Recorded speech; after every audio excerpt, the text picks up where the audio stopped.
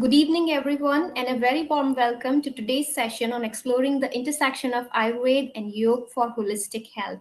It is a pleasure to have Dr. Vinamra Sharma, Associate Professor, Guru Gorakhnath Institute of Medical Sciences, Mahayogi, Gorakhnath University, Uttar Pradesh.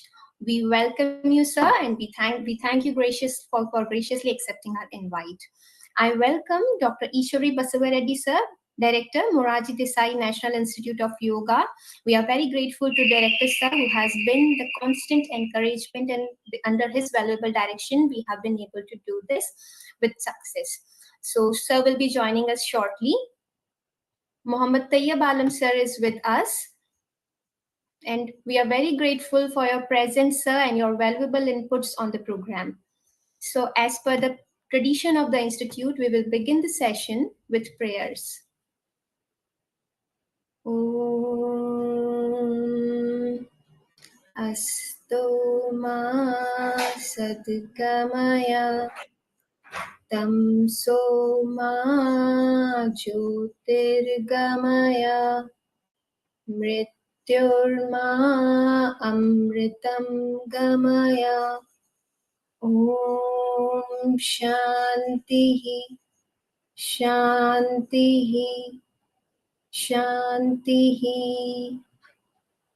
I again welcome the speaker, Dr. Vinamra Sharma, Associate Professor, Guru Gorakhnath Institute of Medical Sciences, Mahayogi Gorakhnath University, Uttar Pradesh.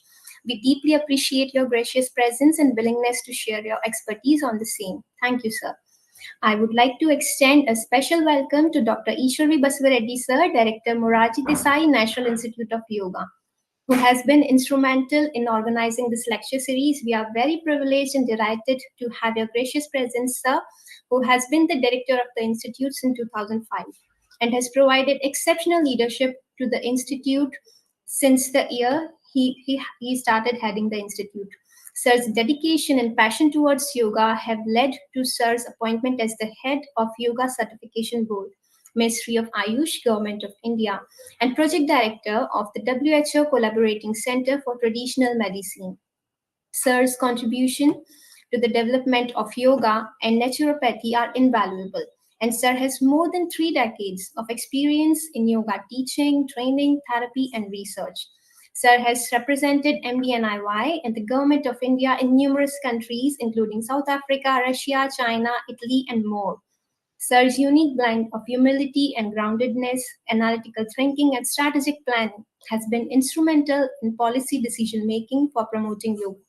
The list of achievements to Sir's credit goes on. However, as Sir is very mindful of time and values punctuality and strives to make the most of the time we have, so without taking any longer, I now request Mohammad Tayyab Alam sir, Communication and Documentation Officer, Moraji Desai National Institute of Yoga, whose continuous and steadfast assistance has been helping us in this webinar series, to introduce the speaker of the day. Please, sir. Thank you, Dr. Suman Rathod. Respected Vinamra Sharma sir is an associate professor at Guru Gorakhnath Institute of Medical Sciences and PhD coordinator at Mahayogi Gorakhnath University in Gorakhpur, Uttar Pradesh. With a specialization in disease management using Ayurvedic principles of Shaman and Shodham therapy, Sir has worked as a head and a research coordinator at Amity Institute of Indian System of Medicine, Amity University, Noida, Uttar Pradesh. Vinamra sir has also held various positions as IQAC coordinator, DST training program coordinator at Amity University, Noida, and is a member of Area Advisory Board and the Board of Studies of Amity Institute of Indian System of Medicine. But Vinamra Sharma sir has authored chapters in books and numerous research articles published in reputed journals and has presented papers at various national and international conferences and workshops. Sir has done many research projects. He has also completed a project on the toxicity study of Savarna Bindu person in albino rats 2010-12 as a part of institutional projects. Thank you, sir, for accepting our invitation for Friday webinar, which is quite popular in different portals and social media platforms, and also quite popular among our students and faculty and staff. With these few words, now I would like to invite respected Dr. Ishwar V. Basavaraddi, sir, Director, Morarji Desai Institute, Yoga, Ministry of Ayush, Government of India, to say few words on today's important topic, exploring the interaction of Ayurveda and Yoga for holistic health. Sir. Shanti, Shanti, Shanti.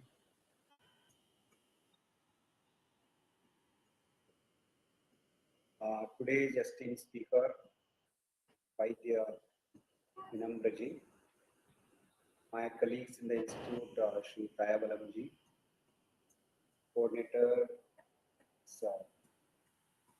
Friday webinar series, Dr. Suman, Komal, and other media associates, and all my faculty members and student friends joining this webinar through various social media platforms, and yoga enthusiasts who are watching this and also love to watch these proceedings of the seminar even after some time. Hearty welcome to you all, my pranams to you all. At the outset, Vinamraji, thank you very much for accepting our invitation. It's a privilege always for us to see the new faces and introduce them to our faculty members, students, and have the interactions. Before I start some observations about today's topic, it's very interesting. I learned many things through these webinars. Last time when I attended this, I had a privilege to listen to an archaeologist, a young archaeologist, and start seeing the origin of yoga and all these things from her own archaeological point of view. Sometimes we listen to Vedacharya about yoga from their angle, from the physicist, from the anthropologist, psychological, physiologist. Because yoga has attracted all types of professionals and it has that much of dimensions. But my pleasure is to listen and learn from how people from diversified views and population see yoga from their angle. So it's a wonderful journey of this 5-day webinar. And I congratulate all my team for making it a huge success. And also, once again, Vinamraji, thank you very much and I welcome you. So you are the subject expert, today is your day and I will speak only 2-3 minutes. So many times from the ancient time, one thing I used to say to all my Ayurveda fraternity and my friends in Ayurveda, basically all the eminent Ayurveda acharyas are yogis first. They are yogis, they meditate, they live yoga life.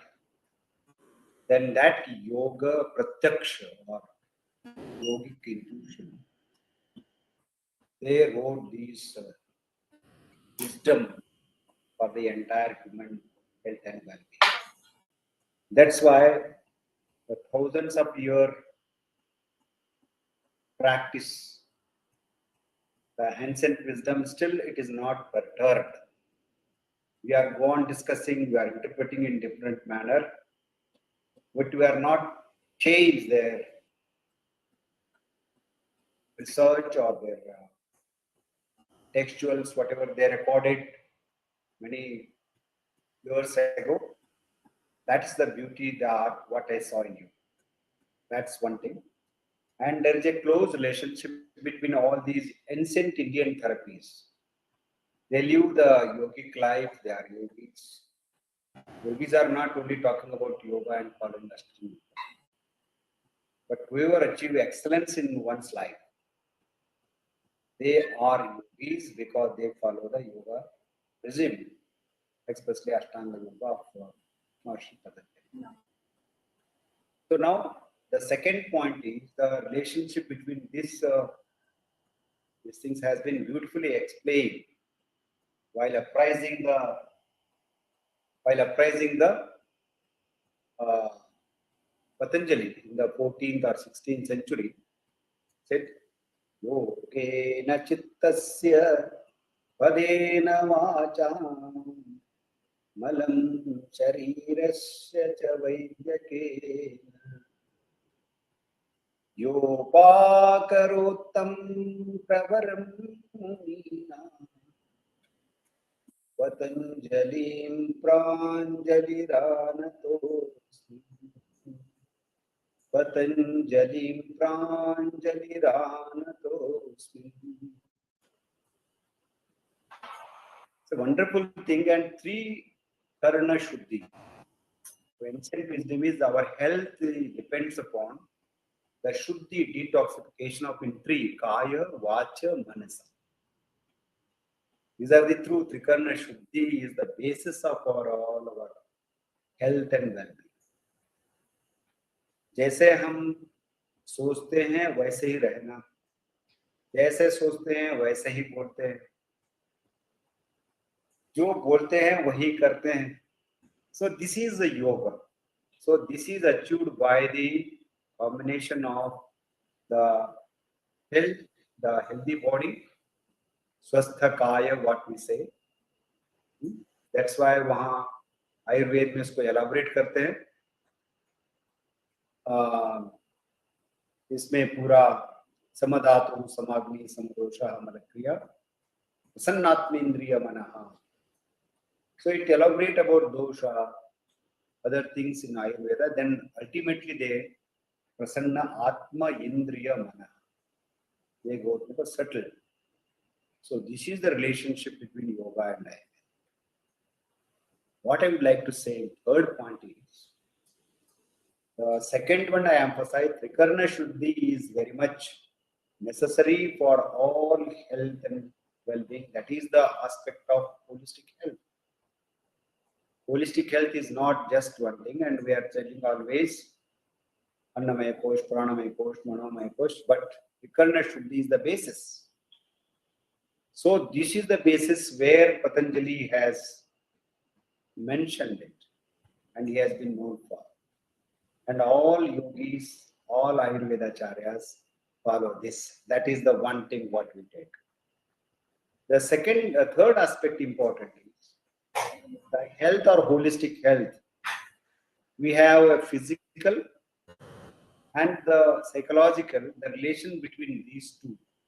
The first, the relationship between mind and body, where Ayurveda in practice emphasizes more on body, yoga emphasizes more on mind, but both address vice versa. Ayurveda also addresses the psychological aspect, yoga also addresses the physical aspect. But in the practice, Ayurveda addresses more elaborately on the physical dimension, and yoga addresses more on the subtle dimensions of psyche and its facets like buddhi, ahankara, mana, chitta, etc. This every Ayurveda acharyas and yoga acharyas has to understand so that we can integrate. That's why mind body. What it leads to? That leads to your action and also emotions. They are the management. What you act, that's according to your power. So that is the second aspect. Third one is the unification of man with nature. You are a universal being. the mind and body unification, thoughts and action unification, and ultimately it leads to nature, man and nature coordination. That leads to holistic approach where yoga and Ayurveda means one and they. That's why on this aspect, the Vikarna Shuddhis and taking these three things, mind, body, thoughts and action and with nature coordination is essential for the holistic living, which emphasized by the Ayurveda Acharyas and Yoga Acharyas. I do hope why the Vinamraji will emphasize on these things and elaborate more dimensions for our faculty and student friends. So with these few introductory remarks, so I welcome again Vinamraji for his address. White Vinamraji.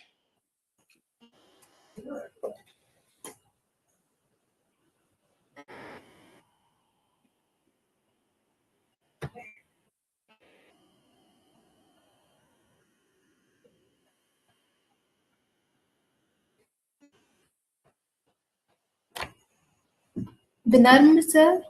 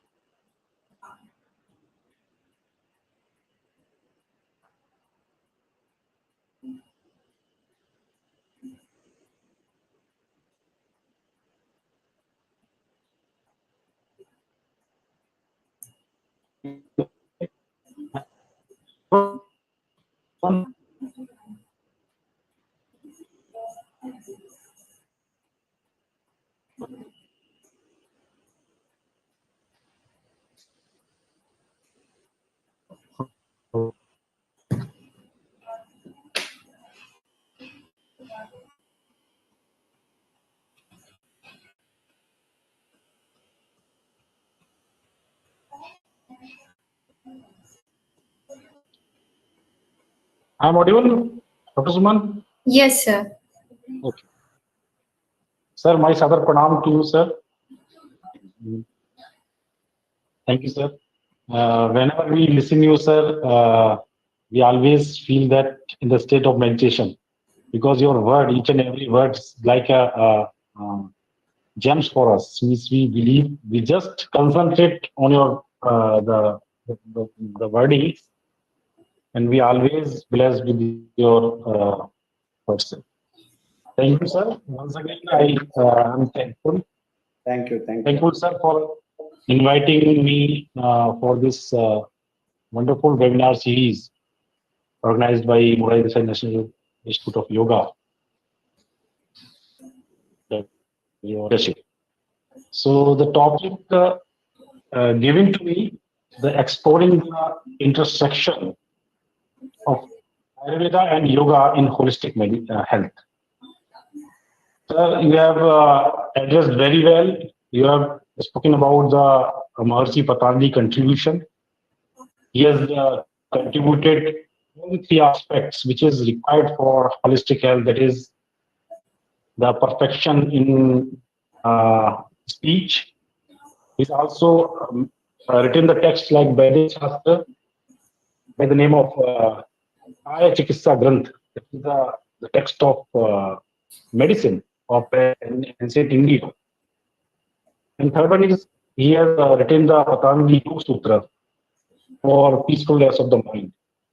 So definitely yoga and Ayurveda, they are means the wheels of a vehicle. So we can follow the principle of Ayurveda and integrate in yoga therapy, and one can achieve the holistic health. So I will try to, in few of some slides, next few slides, I will try to integrate that how the yoga therapy can be fruitful by applying the principle of Ayurveda. Either it may be the diagnostic point of view, or the treatment, or the pregnancy, or the health promotion aspects. So I will start. मैं अभी वर्तमान में गोरखनाथ की भूमि पर हूँ. Gorakhnath is known to be a discipline of Mahayogi Nath, and he belongs to the Nath Parampara. And it is said that the doctrine of the yoga was given by Shiva to Gorakhnath's Guru Nath, and the knowledge is transferred to Gorakhnath. So many Nath traditions has popularized these the therapy, means the yoga practice in the time. So I want to quote the words of Guru Gorakhnath. अब ना बोलवा अब की ना चलवा धीरे धरवा पाँव गर्व ना करवा सहजे रहवा बनत गोरस Rao. These are the words of self-disciplinary. How one can be relaxed in their mind, from their minds. How they will avoid all the calm, krodh, moh, maya, everything which is required to develop a peaceful mind. As it is said, "Haki na bolwa," to never speak, झटके से नहीं बोलना. कभी भी आप किसी ने भी आपके लिए किस तरह के वर्ड यूज किए हों, आप कभी भी उसको रिप्लाई तत्काल मत दीजिए, झटके से मत बोलिए, क्योंकि इस समय क्या होता है, आपको हो सकता है अपना अपमान फील हो, लेकिन आप अगर थोड़ा सा समझेंगे, थोड़ा सहज होंगे, हल्का समझ के बोलेंगे, तो आपका गुस्सा जो है शांत हो जाएगा और आप अपनी वाणी से जो है वो गलत शब्द नहीं बोल पाएंगे. हबकी ना बोलवा, थबकी ना चलवा. थबकी ना चलो मतलब ठिठक के एकदम नहीं चले जाइए, एकदम जो झटके से आवेश में मत चले जाइए. कोई बात आपको पसंद नहीं आई और आप एकदम रूठ के चले गए, वो भी मत करिए. धीरे धरवा पांव, धीरे धीरे पांव को बिना आवाज के साथ, to walk very silently, peacefully, just go. पांव को घिसटते हुए मत चलिए, धीरे धीरे चलिए.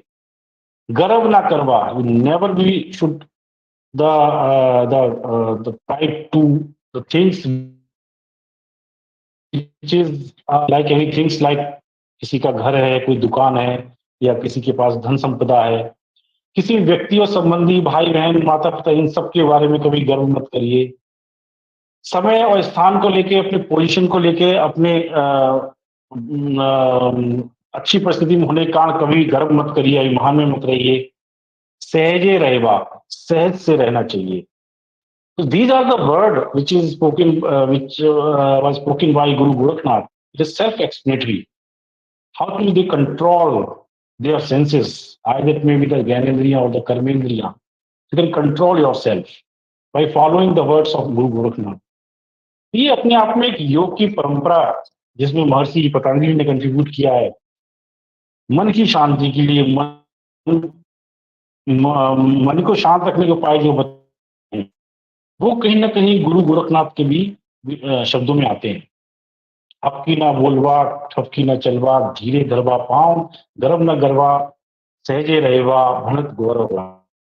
So I'm going to speak now. Where is the intersection? Why the knowledge of Ayurveda is integrated or required for the yoga therapy? However, it is very well said by Sir, Dr. Ishwar Basavaraddi, sir. These all are the interrelated. All the ancient science are interrelated to each other. The basic principle of all the science, which are observational ways by our ancient scholars, they have documented very well in the text. In the Ayurveda text like Charak Samhita, Shushu Samhita, Ashtanga Sangraya over there. Likewise, the many yoga texts, they have mentioned that the principles, both the principles of healing or the promotion or enlightenment of the wisdom are same. As Ayurveda focused on the rejuvenation of when we go through the 8 branches of the Ayurveda, Kaya, Bahu, Udanga, Shaila, Dashta, Jara, Visham. These are the 8 disciplines of clinical. A physician can be expertise in medicine, or the surgery, or the ear, nose, throat disease, or in the pediatric disorders, or it may be the rejuvenation therapy, or it may be the forensic medicine or toxicology. And eighth one is the rasayan, rejuvenation. Vadikara chikitsa. So likewise, yoga also deals with the purification of mind and the consciousness. When we go with the Sadnukti of Ayurveda, it is derived from Aisho Veda Ayurveda. Aisho. It is for the wellness. It is for holistic health. Ayusho Veda Ayurveda.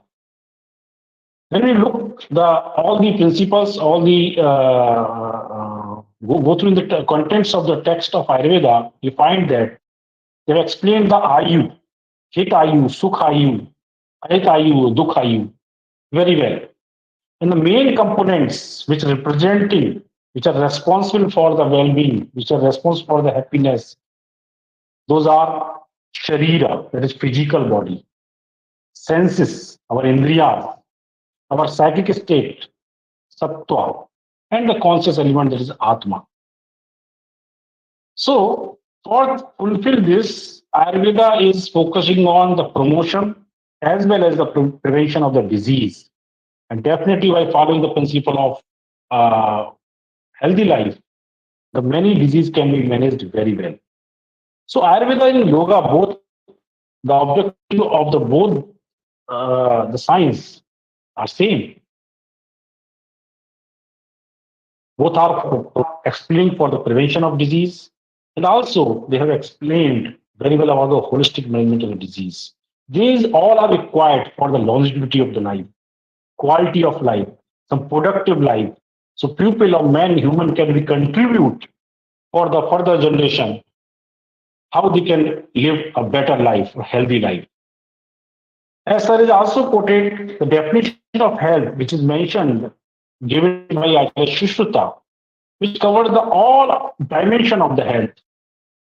Samadosaha samagni, shamdhatu malkriya, prasannatmendriya mana, swasthya vidyate. This definition reflects or covers all the dimension of health. Either it may be the physical well-being, or it may be the mental well-being, or it may be the spiritual well-being, or definitely he's also included the social well-being. Yes, the WHO is also emphasis and mentioned the health is a state of complete well-being of physical, mental, and social state. So, what is the definition of the body given in Ayurveda, which clearly mentioned that dosh dhatu mal moolam hi shariram. Dosh, there are 3 doshas, Vata, Kapha. They are opposite forces, bioenergy, bio forces, but they hold the body in equilibrium, maintain the equilibrium state of the body. Dhatus, these are the basic primary tissues of the body, which support the skeleton or whole body. Rasa, rakta, mams, mala. They have given the equal importance to the waste product, excretive products. Either it may be the urine, or it may be stool, or it may be sweat. These 3 components are the 13 elements together. These are the base of human body. Definitely the harmony between all these elements maintain the health. If there is rearrangement in all these body elements, definitely person may go into a disease. So health is an equilibrium of all the 3 doshas, dhatus, and the mala. Wherever the state of equilibrium is hampered, there is a many chance of manifestation of disease. So in this slide, we can just have a look the elaborate way, like about the doshas, agni, dhatu, and malkriyas. Vata, pitta, kapha. as we know, the basic components of all the elements or substances are Panch Mahabhuta. So Ayurveda is very emphasize and give the theory of Panch Mahabhuta. Akash, Vayu, Agni, Jal and Prithvi. They are contributed. They are the basic elements for the creation of all these visual substances. Whatever the visible or invisible, these all are the result of Panch Mahabhuta. So likewise, Bhakti Kapha is also formed by the Panch Mahabhuta. Whenever these Bhakti Kapha are either increase or decrease, there is a chance of manifestation of disease. So we have to try it. We have to try to make the balance. Some Agnisha, this is a very unique features which is explained by ancient scholars. Our bioenergy, our digestive capacity, it may be different from person to person. Depend on the person prakriti. Whichever doshas is dominant, accordingly our Agni will decide. For example, for the Vata, if a person is having the Vata prakriti, Vata in dominance, so there is a chance of dietary habits. Sometimes they digest the food in time, but sometimes they do not. Like practically, it is a result or because of Pitta prakriti. So they have a very high digestive capacity. Whatever they eat, they digest. They are able to feel the hunger in time. But it is responsible for the Agni, diminished digestive capacity. Such type of person not able to eat properly. Whatever they eat, not be able to digest. The pupils where all the three doshas are in samyavastha or equilibrium. So some Agni or Madhyam Agni will be there. So whatever they eat in the prescribed quantity. So like dhatus, like Rasa Raktam Mams, Medasti Muja Shukra, they are the primary tissues which holds the body, which supports the body. Mala also. Because Ayurveda believes in Lok Purush Samitara. Whatever the things are going inside the body, it is same going or outside the body in the universe. So it is vice versa also. Whatever the things are going on in the universe, same thing is going on in our human body. So this is the Lok Purusha Samshintabad. So health is the state of the equilibrium of Loka and the Purusha. So whatever our diet, as per our Prakriti, one has to be select or prescribe the diet accordingly. So that whatever the increase in the body, we have to make a decrease up to the level of normalcy. So likewise, drug, whatever drug we have to select, we have to prescribe to make the balance, to make the normal state of diminished or increased doshas, dhatu or the mala. Okay. So this is the concept of equilibrium in Ayurveda. So where they meet, this is the verse which is given by Acharya Sharangdhar about the process of respiration. As Maharshi Patanjali explained about the pranayam, and that the further text of Hatha Yoga period, within the Hatha Yoga period, they have explained about the 8 types of pranayam. Likewise, Acharya Sharangdhar has mentioned the process of the respiration, how it is going on. When we looked at shlokas in the Pratham Khanda of the 5th chapter of Sharangdhar Samhita, written by Acharya Sharangdhar, that is Navista Prana Purnam, Spasto Hit Kamalantaram, the Pranavayu which is located in the Navi. Navi means the umbilicus, or it may be the heart. It's coming through the lungs in the environment. Kantad Bhair Vinyati Patum Vishnu Padamritam. It is coming outside through the kanta, throat, to receive the Vishnu Padamritam. You can see they have given the term for the oxygen by the name of Vishnu Padamritam. So likewise, that the pavana which is situated in the hearts through the umbilicus is coming outside, through the throat is coming outside to receive the Vishnu Pada Amrit. Pitta chamram pusham punrayati vegita. After getting a separation from the other gases which are present in the environment, they separated out the oxygen. Punrayati vegita, again it is received to the navi. And that pranavayu is responsible for the Pidnam, Dehanam, Khilam, Jivanam, Jatranala to increase the digestive capacity, as well as all the bodily activities are governed by the pranavayu value. So pranavayu is the source of our life. It also support to the other vayu like Udana vayu, Samana vayu, Vyana vayu, and the Apana vayu. But that from where we are receiving the vayu, this is from the environment. How we are receiving? Through the process of the respiration. This is very, very explained by Acharya Sharma. Now, I am just in a few of the slides, next few slides, I am trying to quote some basic principles of the Ayurveda, like Panchamo Bhahuta. These are also responsible for formation of Vata Pitta Kaphas. These are the doshas, which is Dushyantini doshas. Whenever they are in the balanced state, they establish the health, maintain the health. Whenever they are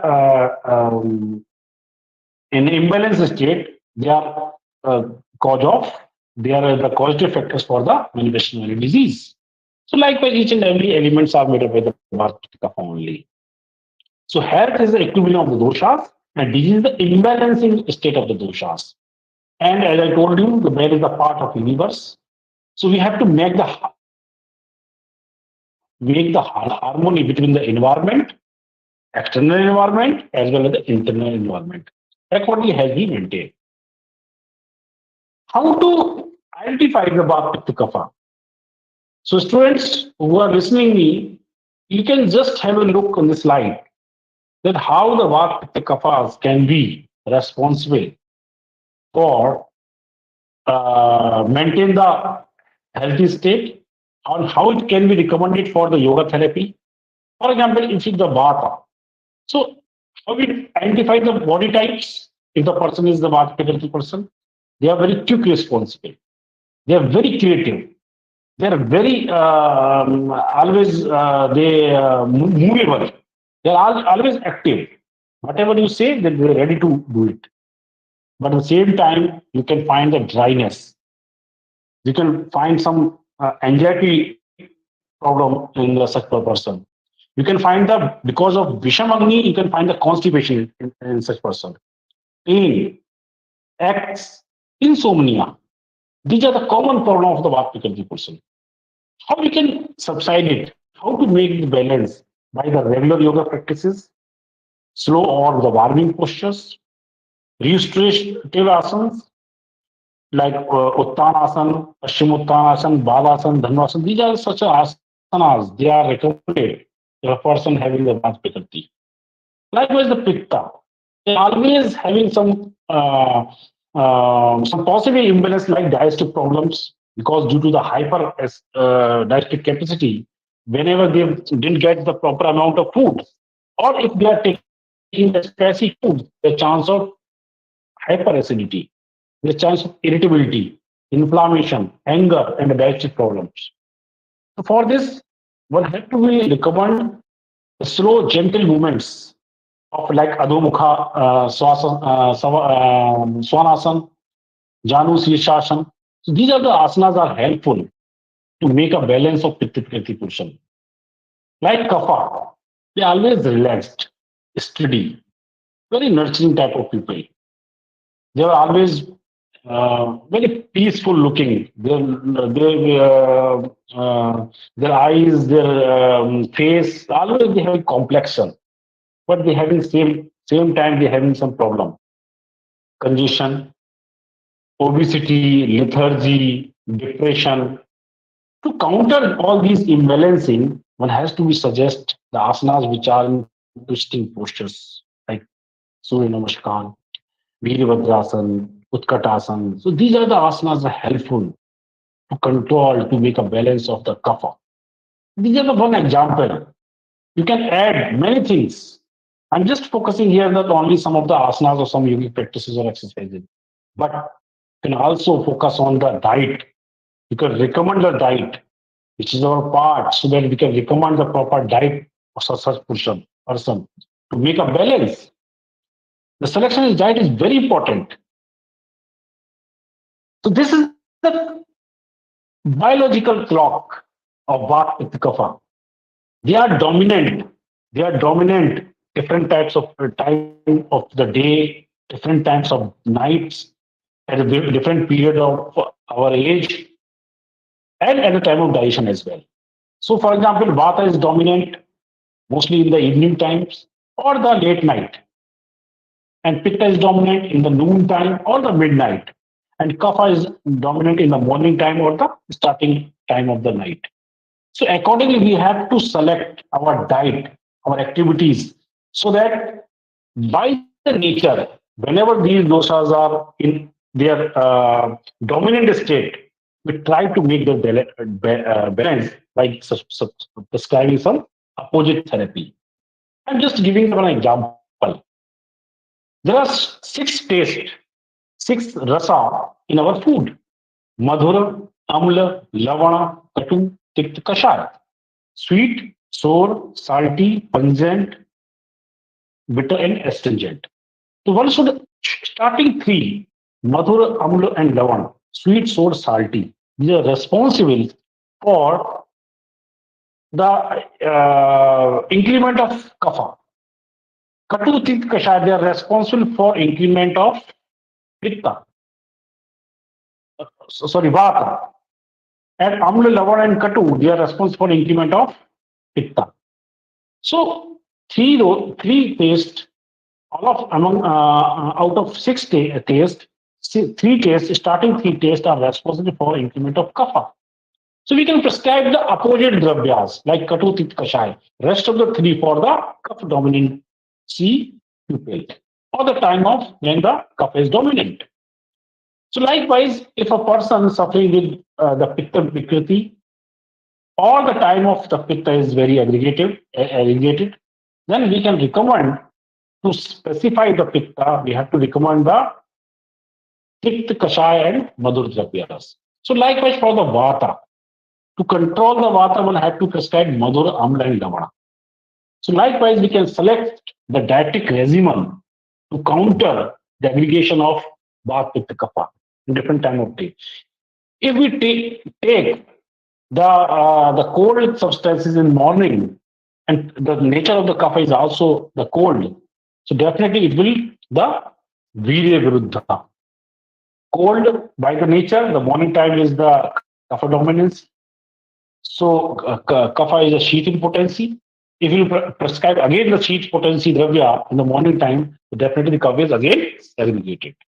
So we have to counter, to control the aggregated kapha, we have to prescribe the opposite potency dravya. That is Ushna dravya. So we have to think over it. So likewise, different age groups. In the childhood, kapha is dominancy. So we can see that very common problem in the childhood. The children are more affected in the cold coryza and common cold as well, in cough. In the old age, the vata is dominancy. So by the nature, so we have to be subside the vata by oilylation and other therapies like Vasti Chikitsa. It is taste for the vata person. And in the middle age group, they are very dominant with the pitta. So they always suffer with the pitta dominant, pitta related disorders like acidity, hyperacidity, hypertension, anxiety. Okay, so such problems are very common in the adult age. In an old age, because of the uncertainty and the dominancy of vata, there's a wrinkle over the skin. They have a graying of the hair, palitya, khalitya, okay, and the degeneration of the bones. So likewise, by the nature, the Ayurveda is explained that Vata, Pitta, Kaphas, they are dominant in different time of day, night, or age and digestion time. Same thing is explained or proven by the scientists. The three scientists got the Nobel Prize when they have researched that the people around the world, they have some similarities in their biological cycle, in their function.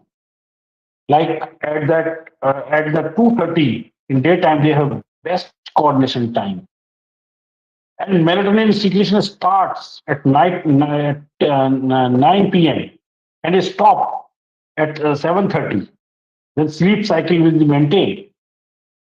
And the all the people around the world, they have a same type of, they have sharpening rise of blood pressure at 6:45 a.m. At the same time, they have highest blood pressure at 6:30 p.m. They have a greatest cardiovascular efficiency and the muscle strength at 5 p.m. and lower body temperature at 4:30 p.m. But at the same time, they have highest body temperature at 7 p.m. So these are the biological clock of the humans throughout the world. So due to the secretion of certain hormones, secretion of certain bodily enzymes, they perform their activities same. They have a similar type of physiological activities. This is another concept of the Ayurveda. I want to focus on that. As initially discussed, that I have to focus on the ahara. So before going to ahara, I am just focusing on the viruddha ahara. What type of food one should not recommend to someone if we are recommending the viruddha ahara or opposite diet?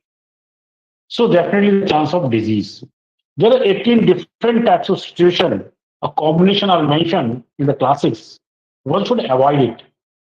देश विरुद्ध, काल विरुद्ध, अग्नि विरुद्ध, मात्रा विरुद्ध, सात्म्य विरुद्ध, दोष विरुद्ध, संस्कार विरुद्ध, वीर्य विरुद्ध, कोष्ठ विरुद्ध, अवस्था विरुद्ध, क्रम क्रम सीक्वेंस वाइज विरुद्ध, परिहार विरुद्ध, उपचार विरुद्ध, पाक विरुद्ध, संयोग विरुद्ध, हृदय विरुद्ध, संकल्प विरुद्ध और विधि विरुद्ध. These are the various things. The concept of Viruddhar is very unique concept by Ayurveda. So we can identify that what is the incompatible foods. Incompatible foods one should avoid. So there is certain complications. There is a food to food interaction. There is also some interaction how to processing the food. How we are going to process the food. There is such an interaction between the food to food and the processing techniques of the foods. So, Viruddha Anna. I am giving some example. Virya Viruddha, potency Viruddha. One should avoid to eat the fish with the milk. It is a potency Viruddha. Because one thing is the Ushna in potency, hot in potency, another one is the sheet or cold in potency. This is a Virya Viruddha. Another one is Sanskar Viruddha, processing incompatibility. For example, the heated honey, because honey is extracted from the pollen grains of from the different flowers by the honeybee. So honeybee is itself is a poisonous insect. So one should avoid. So it's like a Vishaguna property. The honeybee increase. So one should avoid the heated honey. As well as honey should not mix in the hot water. But we are taking, we can see that for the lowering down the weight, one are recommended that honey, the hot water, you drink it. But it is a Sanskar Viruddha. There is a chance of some deformities. I will just to explain it. Mother, dose incompatibility. If we are prescribing madhu or honey with the cow's ghee in equal proportion, it's going to be hard to human. So it is taken. Krama Viruddha. Hot water with the honey. Kala Viruddha. Time incompatibility. For example, pungent substances one should avoid. Bitter pungent substance one should avoid in summer season. If one is someone is taking the pungent or acid sold dravyas, then definitely the chance of acidity or hyperacidity. Likewise, the cold substance one should avoid in the winter season because the Kala Viruddha. Like Krama Viruddha, order in incompatibility. Order compatibility means, as I told you, there are 6 tastes in the food: Madhura, Amla, Lavana, Katu, Tikt, Kashar. There is a sequence to take the food by the quality of their taste. So Madhur Dravya, Madhur food one should take first. After the end, at the end, one should take the thick and Katu Dravya. So one should start the food by taking the Madhur Dravya, then end the food or end the meal by taking the thick and Katu Dravya. Because this is a Krama Viruddha, order incompatibility. The consumption of curd in night is also Viruddha Ahar. Another is Samyog Viruddha, the combination incompatibility. As there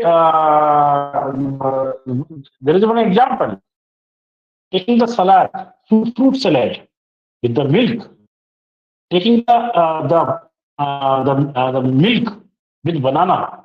We can see in our surroundings the banana is very much popular by taking with milk. But one study is done by some author published in the Journal of Ayurveda Integrated Medicine. In the toxicological evolution of banana and the milk combination is incompatible type. They've explained that banana and milk should, otherwise there is a chance of myocarditis. They have given in the rat model, in the animal rat, and they find out the chance of myocarditis. There's a fatty liver changes in the liver. Okay, so these are the and likewise LFT, RFT, all the parameters are changed, significantly changed in the group in which the banana is recommended with the milk. So this is how the combination incompatibility.